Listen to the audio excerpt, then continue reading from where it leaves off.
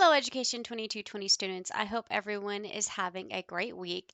So, I just wanted to do a short video here to remind you that we are working in a 2-week module. So, you'll see that this module is going to be ending on the 23rd. So, we're in module 10. So, with that being said, you still have to turn your co-teaching lesson plan and presentation on the 16th.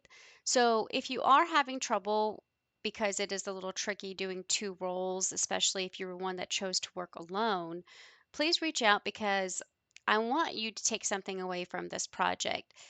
When you are a general education teacher, sometimes there will be times when you're working and collaborating with the special ed teacher, and you're going to be a co-teacher. So it's important for you to understand what kind of environment that is. How do we plan effectively? What does that look like? What kind of models would I use? How would I implement this kind of lesson? Um, and I just want you to remember that this is a lesson that you are creating and designing for us as teachers. So think of it like a teacher workshop. You're just really showing us how can we use this strategy effectively. So that is due on the 16th. Also, your Module 10 quiz will be due as well. Now, if you look here, the other part that's due during this 2-week module is going to be your service learning. So it's important for you to make sure that as you complete your service learning hours, you have your mentor teacher email or mail the closing documents out to the school, um, and make it attention Misty Hayes.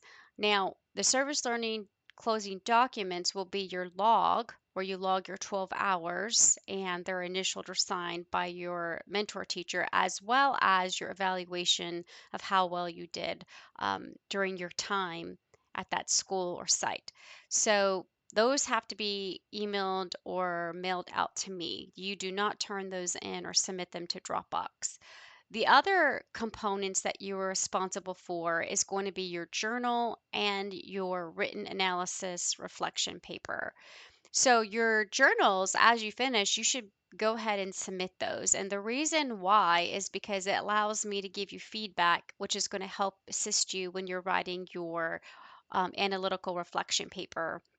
Now, I know the dates are the same for the journal and the analytical paper. The reason I did that was because there were some students who got placed a little later than we anticipated.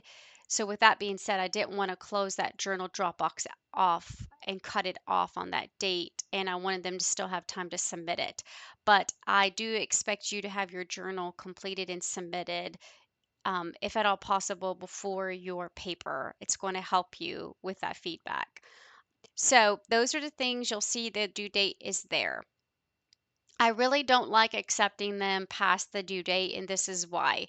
It takes a long time to go through your journal, to look at your evaluation, to look at your log, to match everything up. It takes time to sit down and read these things and go through and grade them, and give them the attention that they deserve because this was a lot of effort on your part. So I would appreciate if we have those all in by the 23rd. Looking ahead, you will see here, and I'll talk more about this in the next video for next time, but you will see that really what we have next is we are wrapping up the semester. So we're going to do what we call course wrap-up activities. So that's where you give the course some feedback, as well as the post tests. So no, the post tests, don't get worried. It doesn't take points away. You just get points for doing it. It's actually going to let you see your growth. So what that means is it's going to be the same exact test that you took when you came in that first week of school, and it tested you on your knowledge and those course learning outcomes that I wanted you to learn by the end of the semester. It's just going to see how much your growth is.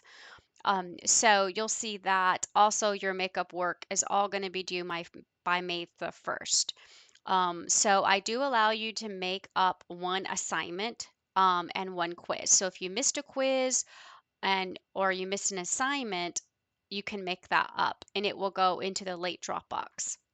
So on makeup work, it could be a module assignment, such as something you submitted to Dropbox, or it could be makeup for a discussion board, or it could be a project also. So maybe you didn't do your interview, or maybe you didn't do your work-based learning reflection if you were a part of that, or maybe you didn't do your peer review article, or you didn't submit the co-teaching lesson plan and you want to do it. So all of that to be said, submit it by May the 1st.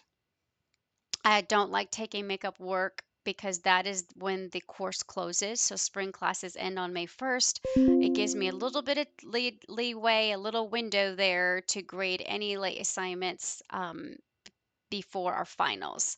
And you'll see here, I've not announced finals. That email is coming out next week. I'll let you know when the final will open. I usually give a 2-day window to take the final because I understand that you have some students may have in-person classes and I want it to not uh, conflict with your schedule. So I usually give you 2 full days of a window to take it. So I will email that out next week so you'll know when your final is going to be. All right, that pretty much wraps up this video. As I said, if you have any questions about service learning or your co-teaching assignment or any late work, please feel free to reach out. I hope everyone enjoys the rest of their week. Until next time, take care.